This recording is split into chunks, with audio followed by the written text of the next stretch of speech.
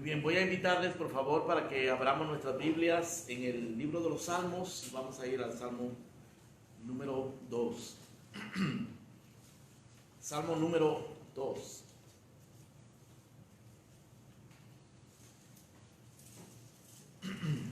¿Por qué se amotinan las gentes y los pueblos piensan cosas vanas? Se levantarán los reyes de la tierra y príncipes consultarán unidos contra Jehová y contra su ungido, diciendo: rompamos sus ligaduras y echemos de nosotros sus cuerdas. El que mora en los cielos se reirá, el Señor se burlará de ellos. Luego hablará a ellos en su furor y los turbará con su ira. Pero yo he puesto mi rey sobre Sión, mi santo monte. Yo publicaré el decreto. Jehová me ha dicho: mi hijo eres tú, yo te engendré hoy. Pídeme y te daré por herencia a las naciones y como posesión tuya los confines de la tierra. Los quebrantarás con vara de hierro, como vasija de alfarero los desmenuzarás. Ahora pues, oh reyes, sed prudentes, admitid amonestación, jueces de la tierra. Servid a Jehová con temor y alegraos con temblor. Honrad al Hijo para que no se enoje y perezcáis en el camino, pues se inflama de pronto su ira. Bienaventurados todos los que en Él confían. Amén. Oremos al Señor. Padre, estamos frente a tu palabra, tu pueblo, los que amamos tu palabra y aquellos a quienes tú inquietas, Señor, para que escuchen este día, este mensaje. Háblanos, por favor. Danos entendimiento, dame la gracia para hablar con claridad de la gloria de Cristo, de la victoria de Cristo, con realismo sobre la lucha y la batalla que tenemos que pelear, Señor. En el nombre de Cristo te lo pedimos. Amén y amén. Pueden sentarse, hermanos.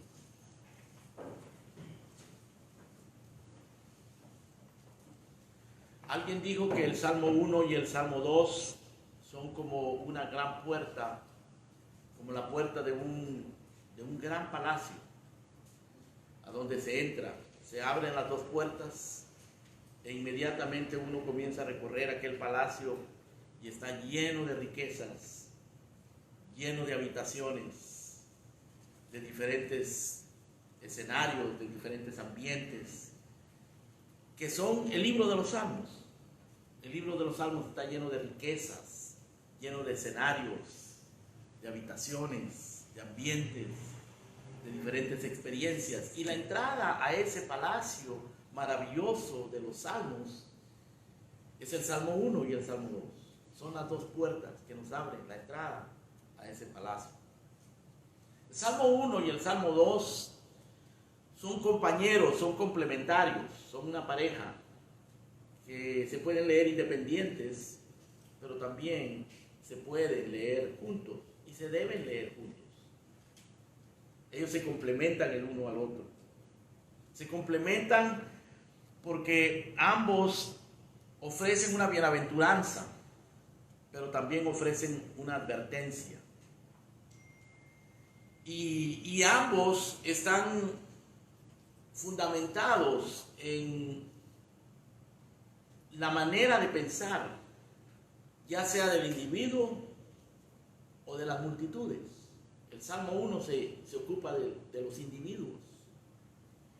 Noten que el Salmo 1 dice: bienaventurado el varón que no anduvo en consejo de malos, ni estuvo en camino de pecadores, ni en silla de escarnecedores se ha sentado, sino que en la ley de Jehová está su delicia. Y ahí está implicando que hay individuos que se deleitan en la ley de Dios y que no son arrastrados por el consejo de los malos. Pero está implicando también que hay individuos cuya mentalidad, cuya ideología, cuyo estilo de vida es gobernado por el consejo de los malos. Y el Salmo dice: bienaventurado el que no anduvo en eso, el que no anduvo en el consejo de malos. Porque hay gente que anda en el consejo de los malos. Su vida refleja el consejo de los malos. Su pensamiento, sus prioridades, todo en su vida, en su ideología, refleja el consejo de los malos. Pero Bienaventurado el que no anda allí, bienaventurado el que se deleita en la ley del Señor, el que alimenta su entendimiento de la ley de Dios y en ella medita de día y de noche. Ahora noten esto, es el Salmo 1 y está hablando de los individuos, está hablando de individuos particulares. Y el Salmo 2 complementa esto porque habla de lo mismo, pero a nivel global, a nivel de sociedades, a nivel de multitudes. El Salmo 2 comienza diciendo: ¿por qué se amotinan las gentes y los pueblos piensan cosas vanas? Se levantarán los reyes de la tierra y príncipes consultarán unidos. Noten, aquí está hablando, hermanos, de gente, de naciones. La gente significa en este contexto naciones. ¿Por qué se amotinan las naciones y los pueblos piensan cosas vanas?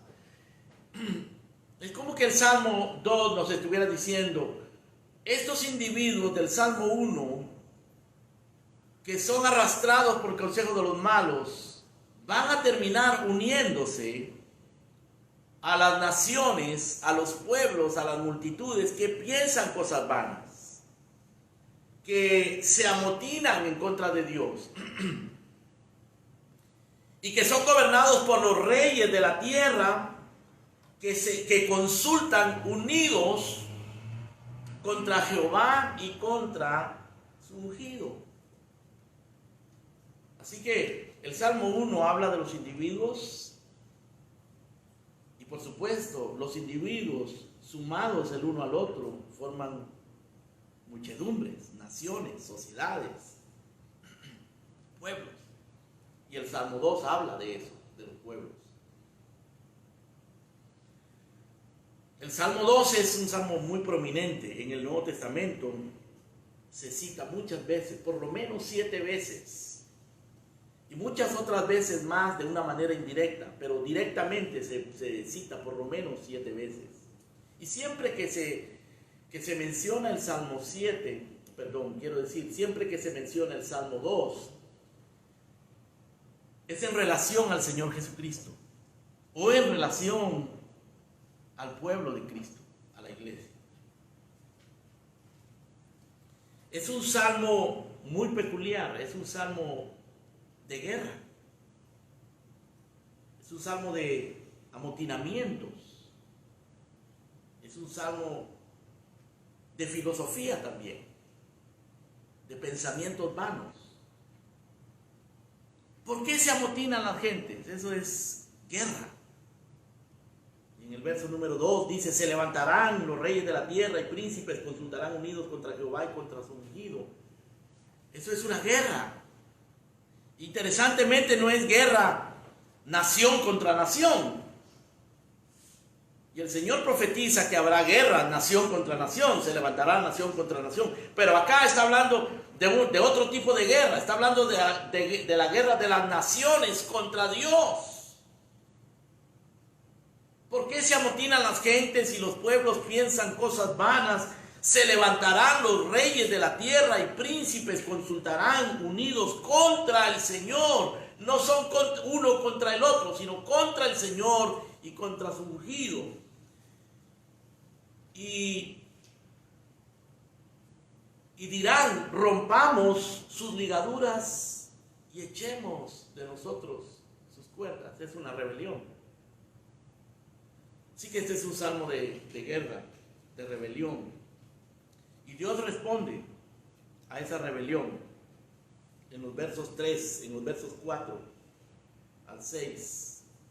El que mora en los cielos se reirá, el Señor se burlará de ellos. Luego hablará, Dios habla. Dios tiene una palabra que decirle a los rebeldes hoy día, a las multitudes, a los individuos y a las multitudes. El Salmo 1 nos muestra que Dios se ocupa de los individuos y se ocupa de las naciones también. Dios se ocupa de las cosas pequeñas, inmediatas, y se ocupa de la historia también. Dios responde a esos rebeldes y publica un decreto. O sea que frente a la política de las naciones, Dios también ejerce su política. Quizá parece extraño, hermano, pero Dios es un Dios de política. La política proviene de Dios. La política es algo que los hombres no pueden evadir, y porque Dios lo ha establecido así. Así que este salmo de guerra, de política global, en donde las naciones, los pueblos, los reyes, los príncipes se levantan contra Dios, también es un salmo de filosofía, porque las actitudes y la rebelión de las naciones es producto de lo que están pensando. Aquí dice en el verso 1, los pueblos, ¿por qué los pueblos piensan cosas vanas? Esa vanidad de pensamiento es la que produce la rebelión contra Dios.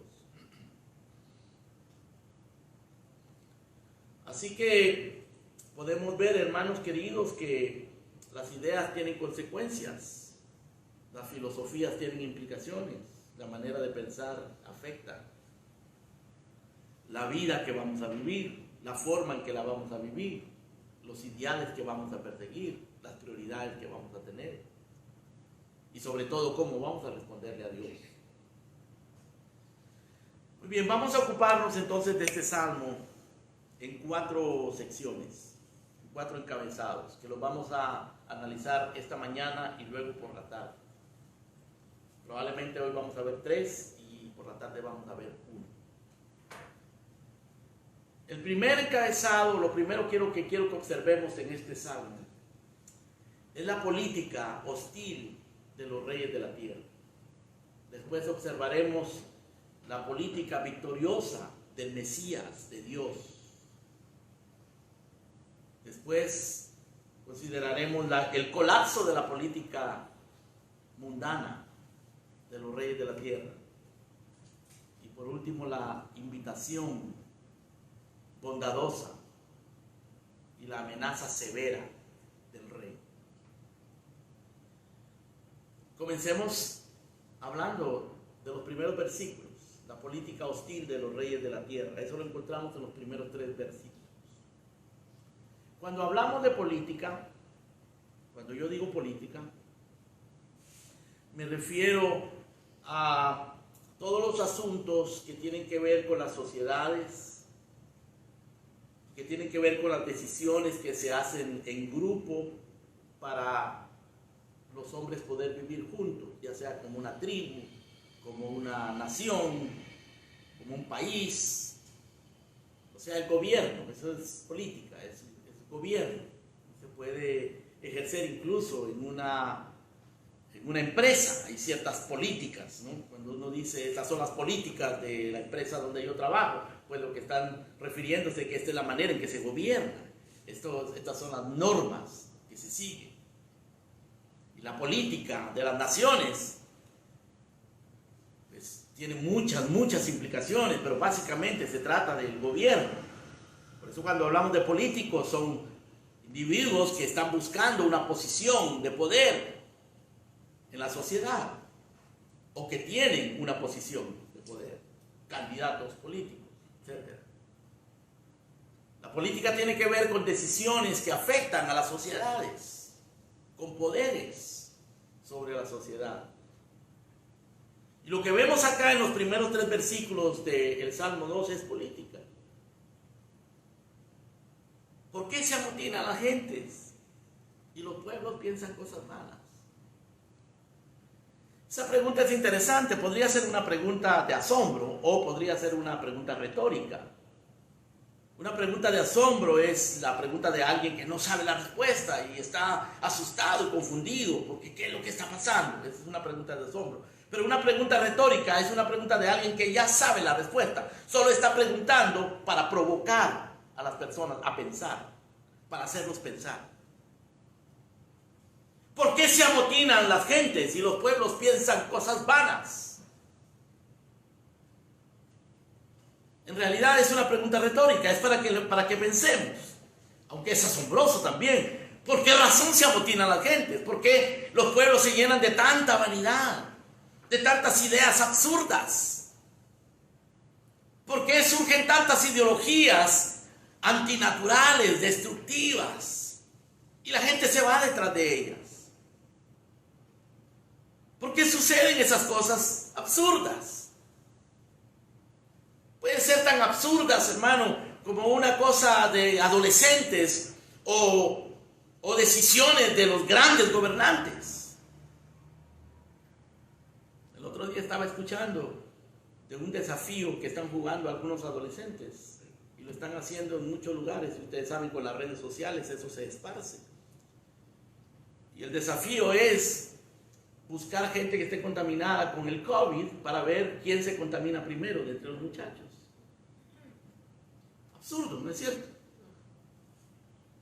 Es una cosa extrema y absurda, pero cosas como esas. O hay hombres, por ejemplo, que después de estar casados 30 años con hijos, dicen que son mujer. Absurdo. Hace unos años, no muchos años atrás, hace poquito acá en los Estados Unidos, un gran atleta norteamericano, jugador de básquetbol, se declaró a sí mismo homosexual y entonces el presidente lo mandó a felicitar y le dijo que lo felicitaba por su valentía. Y todos los medios publicitarios lo alabaron como alguien muy heroico. Absurdo. ¿Cómo los pueblos piensan cosas vanas? Ahora, eso tiene que ver con la sociedad, eso tiene que ver con la filosofía, ¿no? Con la ideología, pero esto puede llegar a convertirse y llega a afectar y llega a convertirse en política también, en leyes, con las cuales se persigue a Dios, que es el interés del santo. Claro, se pueden perseguir muchas otras cosas, pero en este caso la perspectiva es la vanidad del mundo que se amotina en contra de Dios,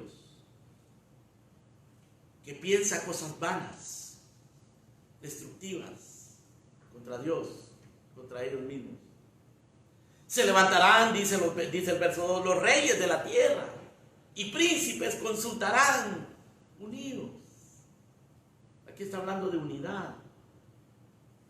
Hoy día se habla mucho de unidad, ¿no es cierto? Se habla mucho de tolerancia, se habla mucho de inclusión, unidad. Pero por supuesto, esta es una unidad, una inclusión que excluye a Dios y que excluye a los que adoran a Dios y buscan a Dios. Dice, príncipes consultarán unidos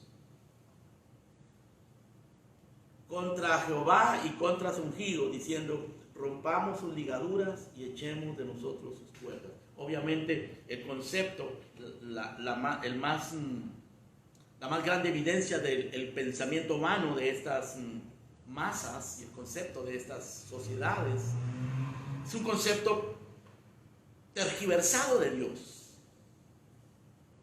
porque están diciendo, rompamos las ligaduras que Dios nos está poniendo, echemos de nosotros sus cuerdas. Es insoportable.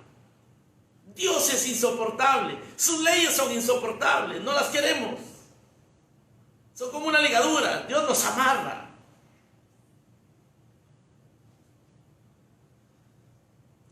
Es una actitud anti-Dios, una hostilidad, una rebelión humanista, secular, terrena, liberal, radical, rebelde contra Dios. ¿Por qué se amotinan los pueblos? O las gentes y los pueblos piensan cosas malas. Eso ha existido siempre así, hermano, siempre ha sido así. El hombre ha creado su política, su gobierno, sus tratados, sus asociaciones. Desde el Edén, Adán se asoció con Satanás. Adán y Eva se asociaron ellos mismos para rebelarse contra Dios. Caín tenía su propia manera de pensar, su propia manera de adorar en contra de Dios. fue excluido de la presencia de Dios. ¿Y saben ustedes lo que hizo Caín cuando fue excluido de la presencia de Dios? No solamente le reprochó a Dios y le dijo, grande es este castigo para ser soportado, como reprochándole, diciéndole, qué exagerado es tu castigo. Ustedes ven conmigo en el capítulo 4 del libro de Génesis, en el verso 3, Caín dice a Jehová, grande es mi castigo para ser soportado. Sin embargo, lo soportó. Por lo menos lo soportó temporalmente, porque el juicio final es otra cosa, ¿no? Y dice en el verso número 16 que salió Caín de delante de Jehová y habitó en la tierra de Nod, al oriente del Edén, y conoció Caín a su mujer. No me vayan a preguntar quién era la mujer de Caín, era una mujer, descendiente de Adán y Eva, obviamente. Conoció Caín a su mujer, la cual concibió y dio a luz a Enoc. Y escuchen esto, y Caín edificó una ciudad y le llamó el nombre de la ciudad del nombre de su hijo, Enoc. O sea, la ciudad se llamaba Enoc. Y Caín la construyó. De ahí en adelante, en el verso 18, leemos de los descendientes de Caín. Y el séptimo descendiente de Caín, que se llamaba, el sexto descendiente de Caín, que se llamaba Lamec, dio a luz a los séptimos descendientes de Caín. Y los séptimos descendientes de Caín edificaron una cultura, una sociedad muy avanzada para aquellos tiempos. Dice en el verso número 20 que Ada dio a luz a Jabal. Ada era la mujer de Lamec, el sexto descendiente de Caín. Ada dio a luz a Jabal, el cual fue padre de los que habitan en tiendas y crían ganados. O sea, ya dejaron de ser nómadas y comenzaron a habitar en tiendas y a criar ganado. O por lo menos quizás eran seminómadas, ya se estaban estableciendo ciudades, culturas. Dice el verso número 21, el nombre de su hermano fue Jubal, el cual fue padre de todos los que tocan arpa y flauta. Obviamente estaban bien establecidos, tenían cierta paz, cierta prosperidad, porque ya tenían tiempo para tocar flauta y arpa y hacer arte.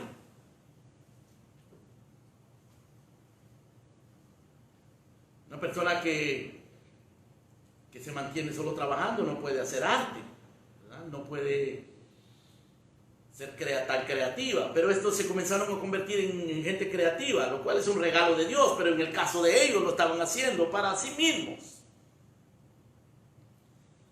Luego dice en el verso número 22 que Sila también le dio a luz a Tubal Caín, artífice de toda obra de bronce, de hierro, etc.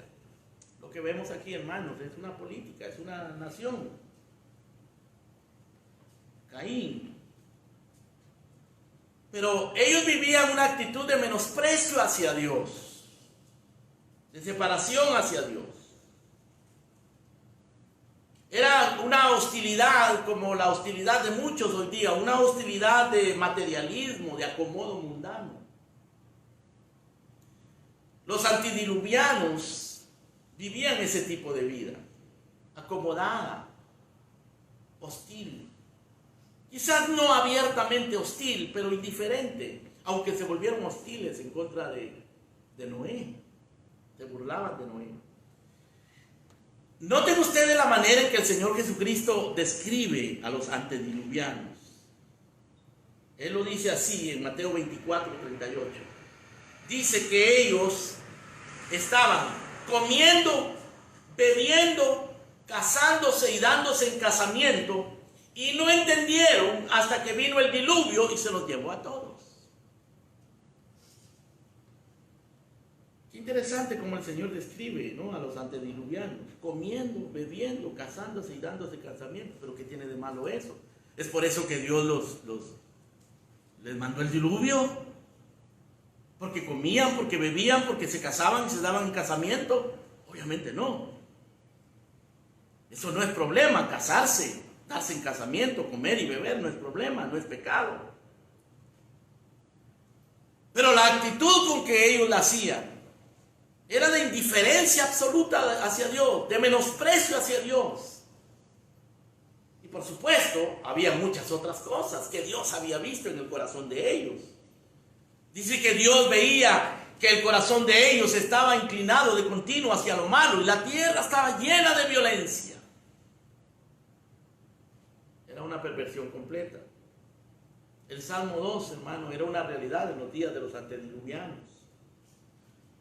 Gentes amotinadas en contra de Dios, especialmente cuando apareció Noé predicando. Pueblos pensando cosas vanas, pensando en casarse, en divorciarse, en comer, en beber, en lo material. El ateísmo, la hostilidad del materialismo, del acomodo mundano. Por supuesto, también hay una hostilidad de rebelión abierta. Y esa la podemos ver ejemplificada en Nimrod, en el capítulo 10 del libro de Génesis. Ustedes pueden venir conmigo si lo quieren hacer. Dice en el verso número 8 del capítulo 10 que Cus engendró a Nimrod, quien llegó a ser el primer poderoso en la tierra. Esto quiere decir que fue el primer gran líder mundial, por así decirlo. El primer gran dictador.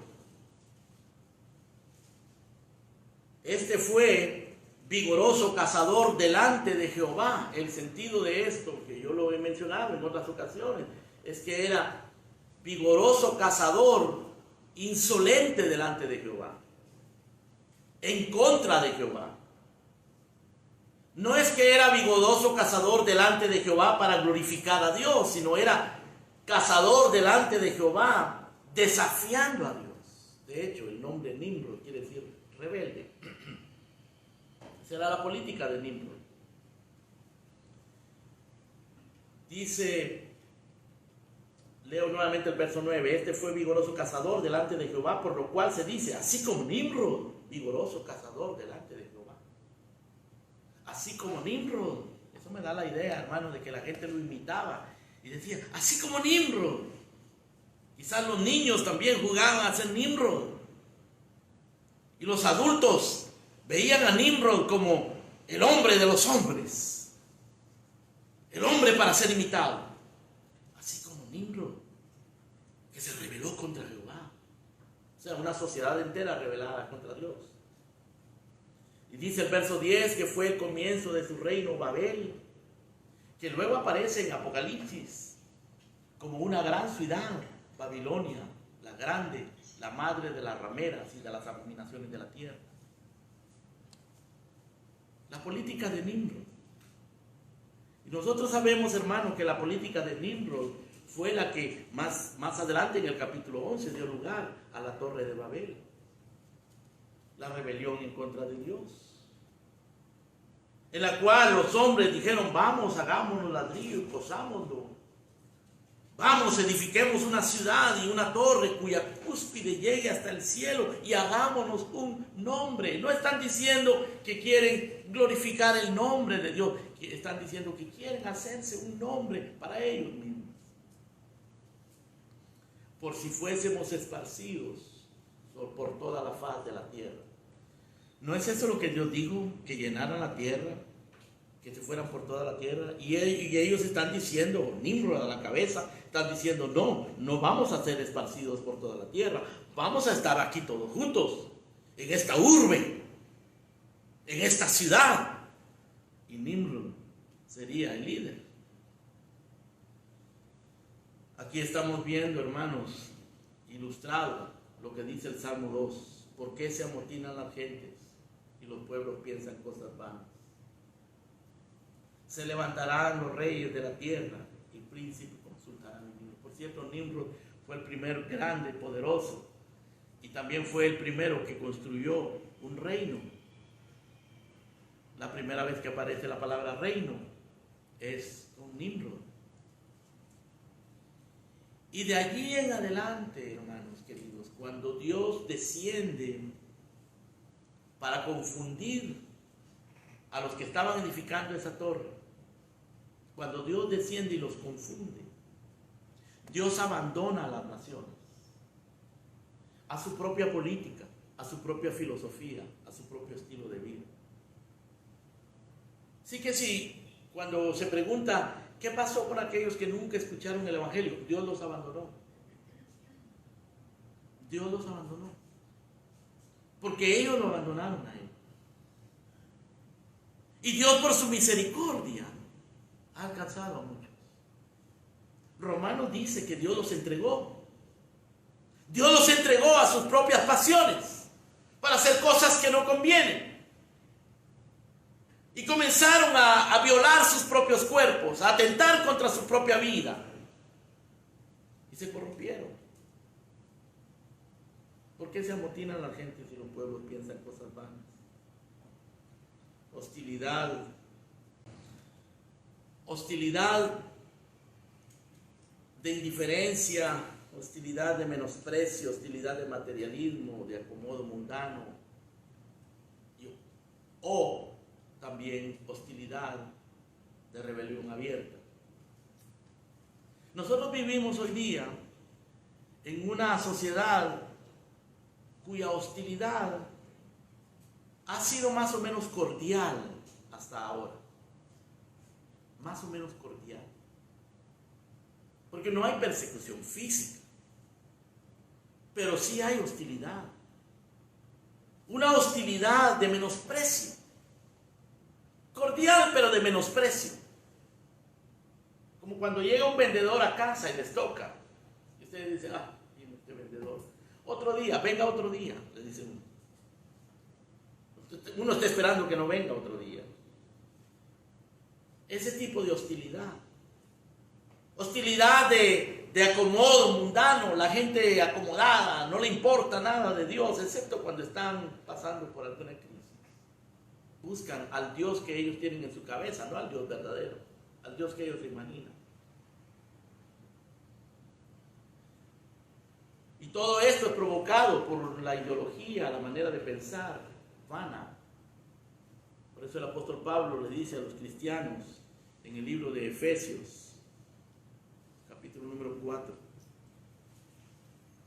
Esto pues digo y requiero en el Señor, que ya no andéis como los otros gentiles que andan en la vanidad de su mente.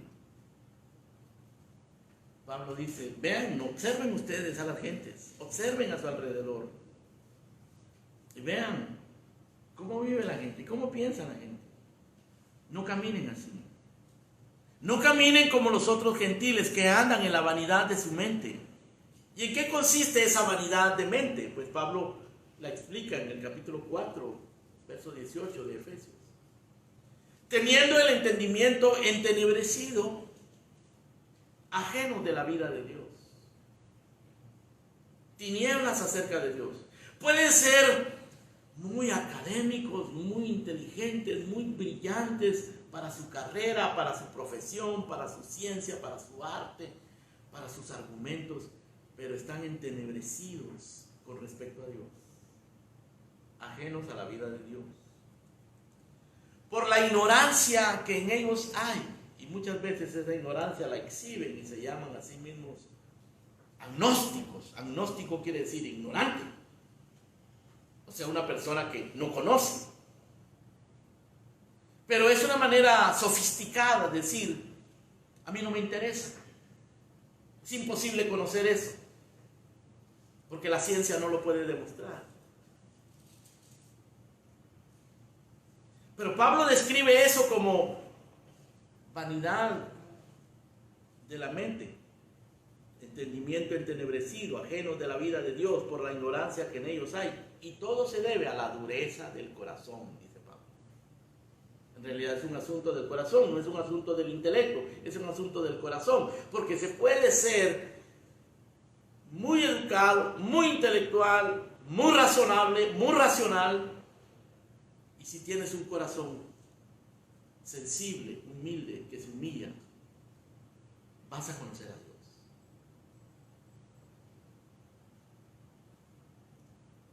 Así que la filosofía, la ideología, la manera de pensar, afecta la manera de vivir. Tanto en el mundo como en la iglesia. ¿Por qué hay iglesias donde no se predica la palabra de Dios? Porque hay iglesias donde lo que se promueve y lo que se enfatiza es el entretenimiento y la moda y las corrientes y las técnicas y los métodos para tener éxito. Éxito numérico, éxito social o éxito financiero. No era eso lo que buscaba Cristo. Cristo buscaba el alma de los pecadores. Cristo buscaba a los pecadores para perdonarlos, para librarlos de la esclavitud del pecado, para darles vida eterna, para librarlos de la condenación, de la ley y del pecado. Él no lo buscaba para entretenerlos, ni andaba averiguando cuáles eran las últimas tendencias de la cultura y la sociedad para usarlas como técnicas dentro de la iglesia. Pero el mundo no piensa así. El mundo siempre está buscando lo que complace. Y las iglesias que se mundanalizan siguen esa corriente. La sociedad en la que nosotros vivimos está plagada de eso. Ustedes creyentes, hermanos y hermanas, que se pasan toda la semana ya trabajando, teniendo conversaciones con la gente, escuchando las noticias, en el carro escuchan la radio, en internet, ven las noticias, ven YouTube, ven esto, ven aquello, en Facebook y la televisión. Todo lo que ustedes ven y lo que escuchan es mundano. No necesariamente es malo, pero no es la palabra de Dios. La prensa, el mundo del entretenimiento, sea la televisión o el cine o la música, la academia, las universidades y ahora también las escuelas elementales. Y a los niños pequeños, desde muy pequeños, se les enseña esa filosofía. Una de las cosas más escandalosas que ha estado sucediendo últimamente es que en las escuelas primarias y en las bibliotecas públicas se está dando clases, se está dando sesiones dirigidas por gente que promueve la ideología de género. Hombres que se visten como mujeres, que hablan como mujeres, que se sienten mujeres y que le van a contar cuentos a los niños. Y a indoctrinarlos para que ellos piensen que eso es normal. Ese tipo de cosas están sucediendo. ¿Por qué se amotina la gente? ¿Por qué los pueblos piensan cosas vanas? ¿Por qué se levantan, consultan? Los reyes de la tierra y los príncipes unidos consultan contra el Señor y contra su ungido y dicen: rompamos sus ligaduras, rompamos con todas las tradiciones. Echemos de nosotras sus cuerdas, los mandamientos. En la revista Psychology Today, una revista de psicología, un prominente, hay un artículo que yo recién leí de un psicólogo que dice que el cristianismo es destructivo para los niños, porque le enseña a los niños que Dios mató a su hijo. Y él cuenta a este hombre que un día su niña llegó llorando a casa y le dijo: papi, yo fui porque la inscribió en una escuela religiosa, ¿no? Y él es un hombre secular, completamente secular y ateo. Pero la puso en una escuela religiosa y llegó la niña llorando porque vio dibujos de Jesús crucificado, sangrando en una iglesia católica, era una escuela católica. Y la niña llegó llorando y le dice: ahí había un hombre torturado, un hombre sangrando. Dice: ¿quién es? Y el hombre dice: ¿qué le iba a decir yo? Es que ellos cuentan una historia ficticia de que Dios mató a su hijo y que su niña se quedó traumada. Pero eso lo escriben en revistas prominentes que afectan la mente de las personas. Y nuestra generación está creciendo de esa manera. Quizá muchos de ustedes no, y ni siquiera se interesan porque ya nosotros somos mayores y ya tenemos ideas establecidas y ciertas ideas claras. Pero no nos equivoquemos, hermano. Nuestros jóvenes, nuestros niños, quizás muchas veces no nos damos cuenta, estamos metidos en una burbuja y no nos damos cuenta del peligro que nos acecha. Ahora, no es un peligro nuevo, siempre ha existido. No es que hoy es peor que ayer, no, siempre ha sido peor, siempre ha sido malo. El problema es cuando la iglesia no se da cuenta, cuando los creyentes no se dan cuenta. Y aquí nos lo está diciendo claramente, hermano. Los pueblos se amotinan, las naciones se amotinan, los pueblos piensan cosas vanas. Los príncipes y los reyes consultan unidos contra el Señor, contra su ungido, y su objetivo es romper las ligaduras y echar sus cuerdas.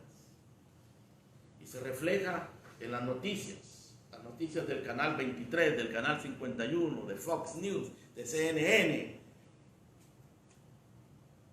Ustedes no le crean a los noticieros, por favor. Es decir, ellos pueden decir cosas informativas, pero ellos interpretan las noticias. Tenemos que usar nuestro entendimiento, tenemos que ser guiados por la Escritura. Bienaventurado el que no anduvo en consejo de malos. Y el consejo de los malos puede llegar de una manera muy sofisticada, ¿sabes? No tiene que ser un ganguero, no tiene que ser un gángster, no tiene que ser un asesino y un pervertido el que te está dando malos consejos.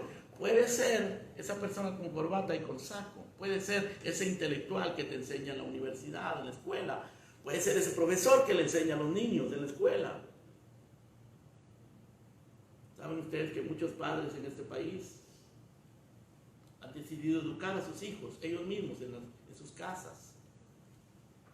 Y ha dado mucho resultado, mucho éxito. Yo conozco muchos niños que han sido educados en sus casas.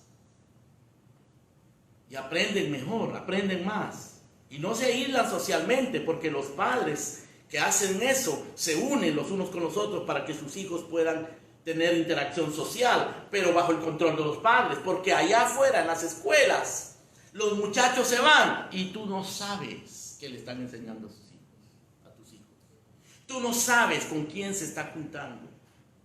Ellos llegan a casa después de 6 horas de estar bajo esa influencia mundana, secular, anti Dios.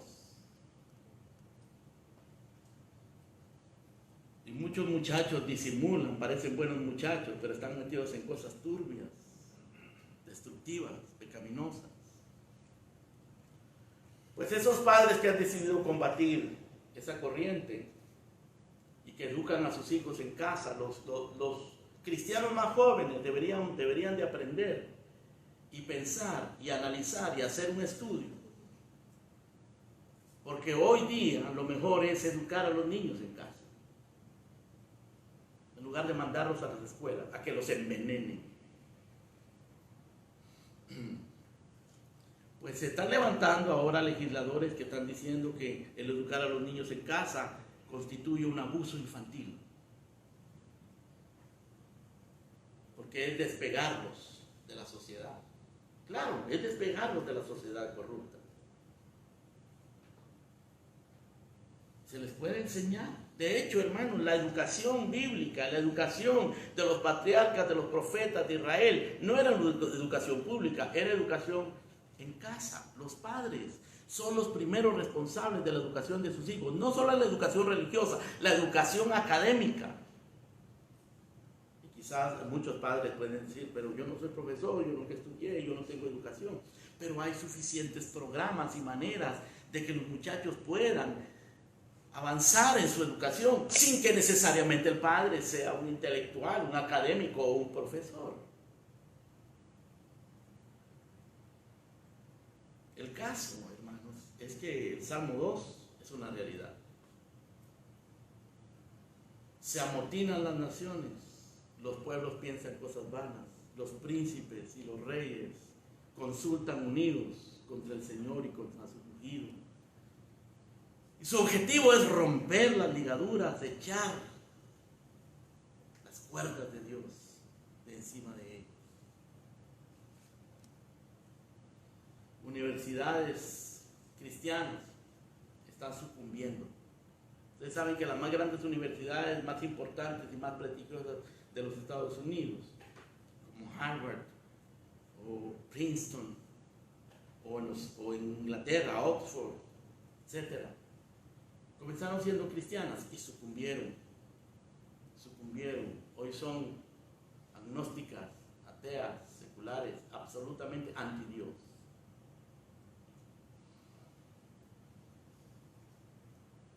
Los grupos cristianos estudiantiles en las escuelas están siendo excluidos. La intolerancia religiosa es insidiosa. Hoy día se habla mucho de tolerancia, de inclusión, ¿no es cierto? De ser tolerantes, de inclusivos. Pero al que está en contra del aborto, o en contra del matrimonio homosexual, o en contra de la ideología de género, o en contra de otras ideas de ese tipo, los tratan de fanáticos, de mente cerrada, los persiguen. El mundo es enemigo de Dios. Y la evidencia, la prueba más grande de que el mundo es enemigo de Dios es que Dios envió a su Hijo como un hombre en la tierra para traer un mensaje de gracia, y lo mataron. Lo mataron. La luz vino al mundo, dice, y los hombres amaron más las tinieblas que la luz. En el mundo estaba y el mundo por él fue hecho, y el mundo no le conoció. A lo suyo vino y los suyos no le recibieron. ¿Por qué? Porque los pueblos piensan cosas vanas, porque se han amotinado en contra de Dios. ¿Y saben qué, hermanos queridos? Que esa vanidad de la mente está allí enraizada en todos los seres humanos, incluyéndonos a nosotros, incluyendo a los cristianos. La razón por la que somos cristianos, la razón por la que tenemos esperanza de vida eterna y porque amamos a Dios es por su gracia y porque su Espíritu nos dio nueva vida. Pero todavía el pecado está en nuestros corazones. Y todavía se manifiesta en nosotros esa hostilidad en contra de Dios también. Tú puedes detectar esa hostilidad, ¿sabes cuándo? ¿Sabes cuándo? Cuando te niegas a orar, cuando abandonas la oración. Eso es hostilidad, es una hostilidad pasiva contra Dios. Es no buscar a quien deberíamos de buscar. Es no querer la intimidad con quien deberíamos tener más intimidad. Y nos ocupamos de tantas cosas, estamos tan ocupados. Pero es hostilidad, es una hostilidad pasiva. Es la raíz de lo que está ahí adentro de nosotros. Cuando los niños se rebelan contra sus padres, es hostilidad, hostilidad contra Dios. Porque no están blasfemando contra Dios, no están gritando contra Dios, pero están rebelándose contra sus padres, que son la autoridad de Dios para la vida de ellos. Cuando los adolescentes se van a la universidad y se desenfrenan, después de que han estado años quizás en la iglesia y en casa y se portan bien y son buenos niños, y luego se van lejos a la universidad y allá terminan emborrachándose, envolviéndose en la promiscuidad sexual y enredándose en problemas morales de todo tipo y en adicciones.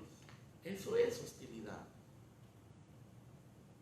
Quizás tú no piensas que eres hostil, pero el hecho de que tú eras indiferente a la palabra de Dios, eso es hostilidad. Eso es pensar vano. Aún dentro de la iglesia, aún dentro de tu casa, aún en tu vida privada. Los hombres adúlteros engañan a sus esposas. Se están rebelando contra Dios. Un hombre adulto básicamente lo que está diciendo es: yo quiero romper esa ligadura que hice delante de Dios. Quitarme la cuerda de tener que serle fiel a esta mujer. Pero se está rebelando contra Dios. Eso es un hombre adulto. Las adicciones a las drogas, al alcohol, a la pornografía. Los cristianos apáticos también. Cristianos a medias. Son cristianos, sí, tienen mucho tiempo de ser cristianos. Ya conocen muchos versículos y muchos himnos, pero son tibios, mundanos, mediocres. Eso es hostilidad contra Dios, ¿sabes? Es caminar vanamente. Dijo el predicador Spurgeon: para un cuello erguido y fuera de la gracia de Dios es intolerable el yugo de Cristo. Pero para los redimidos el yugo de Cristo es fácil y es ligero. Escuchen de nuevo. Para un cuello erguido, o sea, orgulloso, y fuera de la gracia de Dios, el yugo de Cristo es intolerable. Pero para los redimidos, el yugo es fácil y es ligero. Ahora, Spurgeon dice, además de esto: júzgate a ti mismo por esto. ¿Amas el yugo o deseas quitártelo de encima? ¿Amas el yugo de Cristo? ¿Amas los mandamientos de Cristo? ¿La palabra de Cristo? ¿La iglesia de Cristo? ¿La comunión con los hermanos en Cristo? ¿La iglesia? ¿La predicación? ¿Amas los medios de gracia? ¿O quieres quitártelos de encima? ¿O los quieres, pero un poquito nada más? Solo un poquito, no mucho.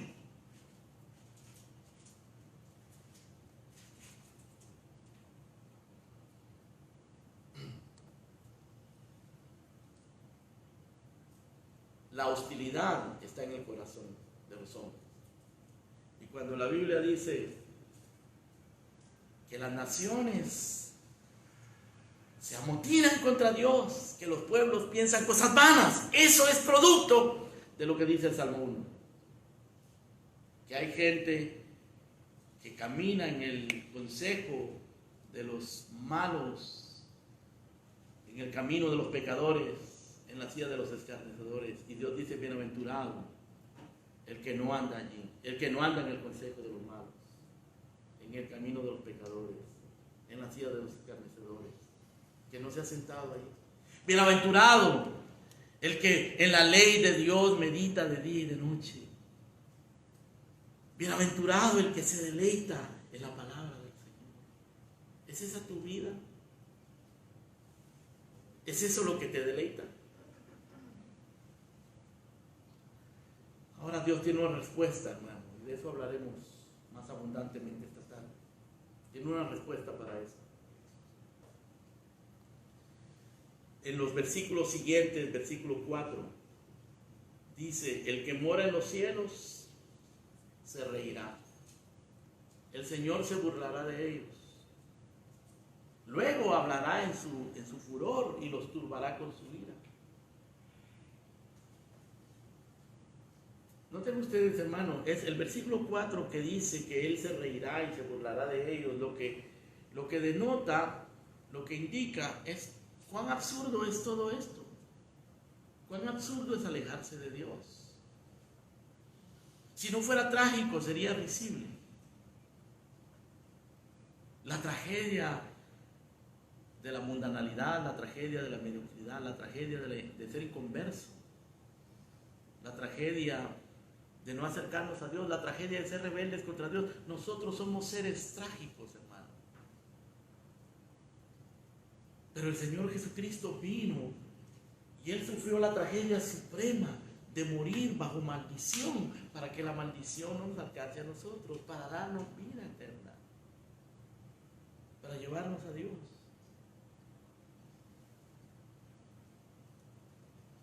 Milton, un gran escritor inglés, escribió un libro que se llama El Paraíso Perdido. El Paraíso Perdido es una de las obras magnas de la literatura universal. Y él describe allí de una manera poética y muy gráfica, que no es fácil de leer porque el hombre escribía un poco complejo y extenso, pero él describe, hermano, la tragedia, la infinita, la inmensa tragedia de los hombres, de alejarse de Dios. Y por eso entonces el Señor dice acá, hermano, en el verso 4, el que mora en los cielos se reirá, el Señor se burlará de ellos,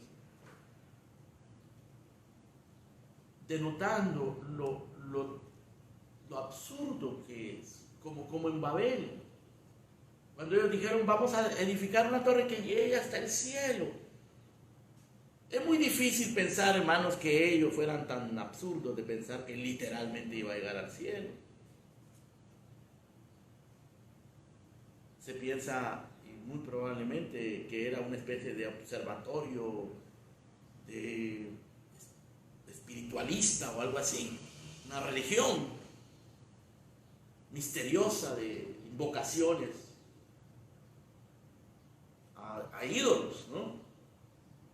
Porque toda aquella gente era rebelde contra Dios y Dios la desechó pensando cosas malas. ¿Y qué pasó? ¿Saben ustedes que la palabra Babel para el lenguaje de esta gente sumeria significaba puerta del cielo? Pero Babel en el lenguaje hebreo significa confusión. Lo que para ellos era una puerta al cielo, lo que para ellos era el camino a la felicidad, el camino a la realización personal, en realidad era confusión. Confusión. Dice el profeta Isaías en el capítulo 45, ay del que pleitea con su hacedor, el tiesto con los tiestos de la tierra. Dirá el barro al que lo labra, ¿qué haces? ¿O tu obra no tiene manos? No pelees contra Dios. El Señor le dijo a Pablo, Pablo, dura cosa te es dar coces contra el aguijón. Pablo, no patees un clavo. No te pongas a darle patadas a un clavo. Eso es muy duro. Eso es muy trágico. Eso es muy absurdo. Qué bueno que el Señor Jesucristo vino y abrió sus brazos misericordiosos y te llama a que te arrepientas. Nos llama.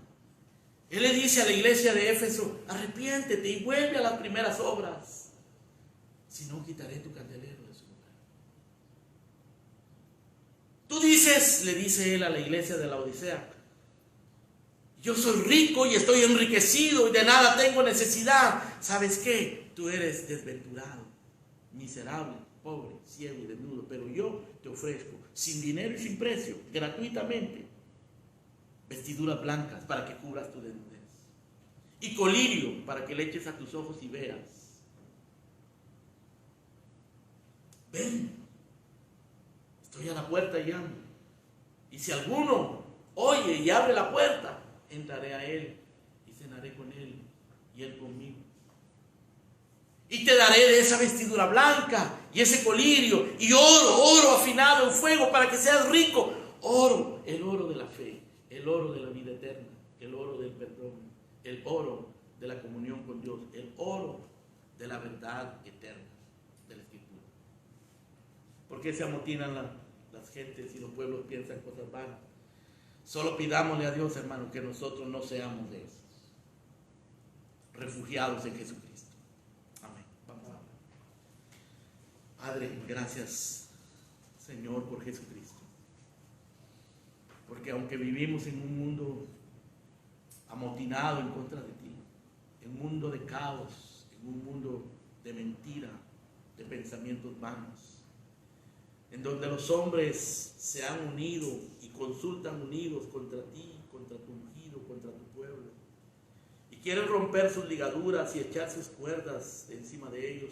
Tú, Señor, nos has dado el querer y el hacer Y llamas a los pecadores a que vengan y se arrepientan y reciban vida eterna.